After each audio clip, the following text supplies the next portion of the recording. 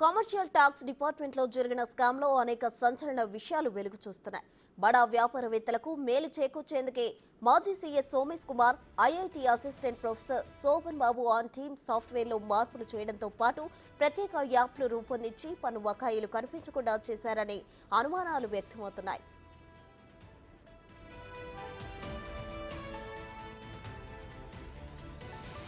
అయితే ఈ వ్యవహారంలో గతంలో వెలుగు చూసిన టానిక్ లిక్కర్ మార్ట్ గోల్మాల్ తో కూడా లింక్ ఉన్నట్లు కమర్షియల్ ట్యాక్స్ అధికార వర్గాల్లో చర్చ జరుగుతోంది. 75కు పైగా కంపెనీలు కమర్షియల్ ట్యాక్స్ సాఫ్ట్వేర్లోని మొత్తం సమాచారాన్ని సేకరించి పలు యాప్లను రూపొందించి ఈ స్కామ్ను 7 సంవత్సరాలుగా కొనసాగిస్తున్నట్లు పోలీసు అధికారులు అనుమానిస్తున్నారు. ఈ సాఫ్ట్వేర్ సహాయంతో సుమారు 75 మంది బడా వ్యాపారవేత్తల ట్యాక్స్ బకాయిలు ఎవరూ చూడకుండా మాస్క్ వేసినట్లు భావిస్తున్నారు. దీంతో వారు చెల్లించాల్సిన ట్యాక్స్ గురించి కమర్షియల్ ట్యాక్స్ విభాగంలో పనిచేస్తున్న వారికే తెలియకుండా చేశారని అనుమానిస్తున్నారు. జీఎస్టీ పోర్టల్ను నిశ్చితంగా పరిశీలించినప్పుడు ఈ విషయాలు వెలుగు చూశాయి. బిగ్ లీఫ్ అనే కంపెనీ దాదాపు 30 కోట్ల బకాయిలు చెల్లించలేదని గుర్తించారు. ఆ కంపెనీకి నోటీసులు జారీ చేసినా స్పందించకపోవడంతో కేసు నమోదు చేసి ఒకరిని అరెస్టు కూడా చేసినట్లు తెలుస్తోంది.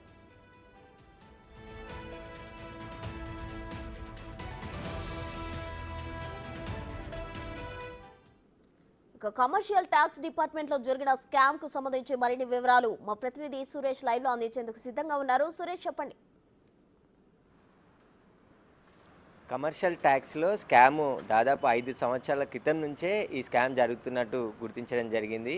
ప్రస్తుత కమిషనర్ కమర్షియల్ ట్యాక్స్ కమిషనర్ పూర్తిగా ఏవైతే పెండింగ్ ఉన్న వ్యాపారులకు సంబంధించిన ట్యాక్స్ వసూల్లో భాగంగా తనిఖీ చేస్తుండగా ఈ వ్యవహారం అంతా కూడా బయటపడింది. బిగ్ లిప్ అనే సొల్యూషన్ కంపెనీ దాదాపు 30 కోట్ల రూపాయల ట్యాక్స్ను కట్టకుండా పెండింగ్లో ఉంది. కానీ ఆ పెండింగ్ లిస్ట్లో ఈ కంపెనీ 5 సంవత్సరాల నుంచి కూడా కనపడకపోవడంతో అనుమానం రావడంతో పూర్తిగా విచారణ చేస్తే ఆ కంపెనీతో పాటు మరో 75 కంపెనీలు ఇలా పెండింగ్ లిస్టులో ఉన్నట్టు కమిషనర్ గుర్తించడం జరిగింది. దీనిపైనే పూర్తి విచారణకు ఆదేశించి మొత్తం ఎంతమంది ఇలా పెండింగ్ లిస్ట్ ఉన్నారనే దానిపై విచారణ చేస్తుంటే ఒక్కొక్కటిగా ఈ స్కామ్లో బయటపడ్డాయని చెప్పేసి కూడా అధికారులు గుర్తించడం జరిగింది. దీనిపైనే కమర్షియల్ ట్యాక్స్ డిపార్ట్మెంట్లోనే పనిచేసే అడిషనల్ కమిషనర్ కాశీ విశ్వేశ్వరరావుతో పాటు Shivaram Prasad deputy commissioner commercial ట్యాక్స్లో పనిచేస్తున్నారు. వీరు సోమేష్ కుమార్ ఈ ముగ్గురు కలిసి ఈ వారికి కావాల్సిన కంపెనీల లిస్టులంతా కూడా మిగతా అధికారులకి ఎవరికి కనబడకుండా వాటికి మాస్క్ వేసినట్టుగా గుర్తించడం జరిగింది. అవి కనిపించలేదు కాబట్టి 5-6 సంవత్సరాల నుంచి ఆ ట్యాక్స్ గురించి కంపెనీలు ఏవైతే ఉన్నాయో కంపెనీలకు సంబంధించిన ట్యాక్స్ విషయాలు వాళ్ళు కడుతున్నారా లేదా అనేది కూడా ఎక్కడ కనబడకుండా చేశారు. అంటే ఆ కంపెనీల నుంచి వీరికి ఏ విధంగా లబ్ధి పొందారు, ఆ కంపెనీలతో వీళ్ళకున్న రిలేషన్ ఏంటి అనే దానిపైన కూడా ప్రస్తుతం విచారణ జరుగుతుంది. కమర్షియల్ ట్యాక్స్ అధికారులే వీళ్ళు ఈ స్కామ్లో పాల్పడ్డారు కాబట్టి పోలీస్ కంప్లైంట్ ఇచ్చి ఇప్పుడు విచారణ జరిపించాలని చెప్పేసి కూడా కోరుతున్నారు. దీంట్లో భాగంగానే ప్రభుత్వం సిఐడికి కేసుని అప్పచెప్పింది. సిఐడి అధికారులు కూడా పూర్తిగా వీరిచ్చిన సమాచారంతో పాటు అడిషనల్గా ఇంకా కొంత సమాచారాన్ని సేకరిస్తున్నారు. త్వరలోనే నోటీసులు ఇచ్చి విచారణకు పిలువబోతున్నారు. ఇటు సోమేష్ కుమార్ని కూడా ఈ కేసులో విచారణ ఖచ్చితంగా పిలిచి విచారిస్తేనే ఈ స్కామ్కు సంబంధించిన పూర్తి ఆధారాలు బయటకు వచ్చే అవకాశం కనబడుతుంది.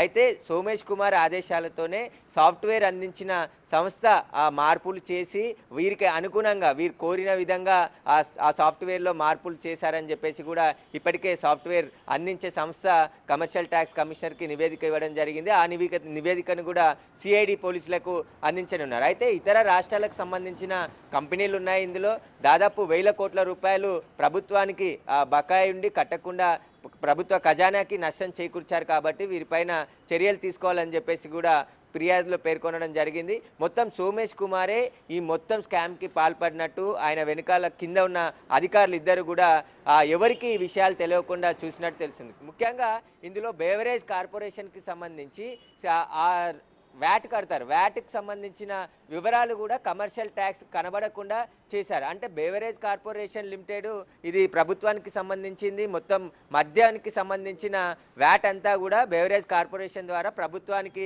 కమర్షియల్ ట్యాక్స్ ద్వారా అందిస్తారు. కానీ అక్కడ ఈ 5 సంవత్సరాల్లో ఎన్ని లావాదేవీలు జరిగాయి, మద్యం అమ్మకాలు ఎంత జరిగాయి అనే దానిపైన కమర్షియల్ ట్యాక్స్ కనబడకుండా చేశారు. అంటే ఈ కమర్షియల్ ట్యాక్స్లు కనబడకుండా చేయడానికి కారణాలు ఏంటి, దాని ద్వారా ఎవరు లబ్ధి పొందారు. ముఖ్యంగా టానిక్ అనే వైన్ షాప్ కూడా అంటే ప్రత్యేక జీవో తీసుకొచ్చి జూబ్లీ హిల్స్లో ఒక షాప్కి పర్మిషన్ ఇస్తే వాళ్ళు దాదాపు బైటానిక్ అని చెప్పేసి ఒక 10-15 హైదరాబాద్లో లేఅవుట్లు పెట్టేసేసి వాటికి సంబంధించిన అమ్మకాలు జరిపారు. కాబట్టి వారికి విదేశీ మద్యాన్ని కూడా ఇక్కడ తీసుకొచ్చి అమ్మారని చెప్తున్నారు. కానీ దాని విచారణ కొనసాగుతుంది.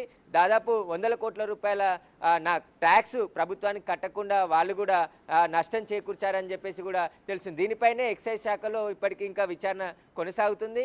అసలు మొత్తం ఇంకా ఎన్ని కంపెనీలు ఉన్నాయి, ఇప్పటి వరకు 75 కంపెనీలు గుర్తించారు. ఇంకా ఎన్ని కంపెనీలు ఉన్నాయి, ఇంకా ఎన్ని వేల కోట్ల రూపాయల నష్టం జరిగింది ప్రభుత్వానికి అనేది ఇప్పుడు సిఐడి విచారణలో తేలబోతుంది. సిఐడి అధికారులు ప్రత్యేక బృందాన్ని ఏర్పాటు చేసి ఈ కేసుని పూర్తిగా విచారించబోతున్నారు. ఇటు సాఫ్ట్వేర్ అందించిన సంస్థకు కూడా నోటీసులు ఇచ్చి వారిని కూడా పిలిస్తే ఈ సాఫ్ట్వేర్లో ఎలాంటి మార్పులు చేశారు, ఏమేం మార్పులు చేశారు, అసలు కమర్షియల్ ట్యాక్స్కి అందిస్తున్నటువంటి సర్వర్లో ఏ విధంగా వీరికి అందించడం జరిగింది. ఎందుకంటే కమర్షియల్ ట్యాక్స్కి సంబంధించిన డేటా మొత్తాన్ని కూడా ఈ సాఫ్ట్వేర్ అందించిన సంస్థకు అందించారు. వాళ్ళు దాన్ని డిజైన్ చేసి కొన్ని యాప్లు దాదాపు 12 యాప్లను కూడా అందించడం జరిగింది. ఆ యాప్లో ట్యాక్స్ కలెక్ట్ చేయడం చాలా ఈజీగా చేయడానికి ముఖ్య ఉద్దేశంతో దాన్ని చేశారు. కానీ దాంట్లోనే వీరికి కావాల్సిన ఆప్షన్లు కూడా పెట్టుకొని వీరికి సంబంధించిన కొన్ని కంపెనీలు అంటే ఆ కంపెనీలకు సంబంధించి వీరికి ఆ కంపెనీలకు గల సంబంధం ఏంది, ఎవరి ఆదేశాల మేరకు ఆ కంపెనీలకి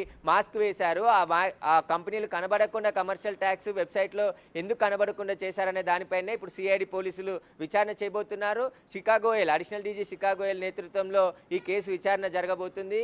ఆ టీంని కూడా సిద్ధం చేశారు. ఇప్పటికే ఎవరైతే ఇందులో ఫ్రాడ్లో పాల్గొన్నారో వీరందరికీ కూడా నోటీసులు ఇచ్చి విచారణ చేయబోతున్నారు. ఇక కమర్షియల్ ట్యాక్స్ అంతర్గతంగా కూడా విచారణ జరుపుతుంది. ఈ ట్యాక్స్ ఏదైతే కట్టకుండా పెండింగ్ లిస్ట్లో ఉన్న కంపెనీలకు సంబంధించి లిస్ట్ అవుట్ అంతా కూడా సేకరించే పనిలో ఉన్నారు. ఎందుకంటే ప్రభుత్వానికి గత 5 సంవత్సరాల నుంచి కూడా వీరంతా ట్యాక్స్ కట్టకుండా ఎగ్గొట్టారు. వారిపైన ఎలాంటి చర్యలు తీసుకోకుండా ఈ మాస్క్ ధరించారని చెప్పేసి కూడా పూర్తిగా బయటపడింది. కాబట్టి ఈ కంపెనీలు ఎవరివి, ఈ కంపెనీల వెనకాల ఉన్నవారు ఎవరు అనే దానిపైన కూడా విచారించబోతున్నారు. బిగ్ లిప్ అనే కంపెనీ వ్యవహారంతో ఈ స్కామ్ అంతా కూడా బయటపడింది. Prasoon. Right Suresh, thank you.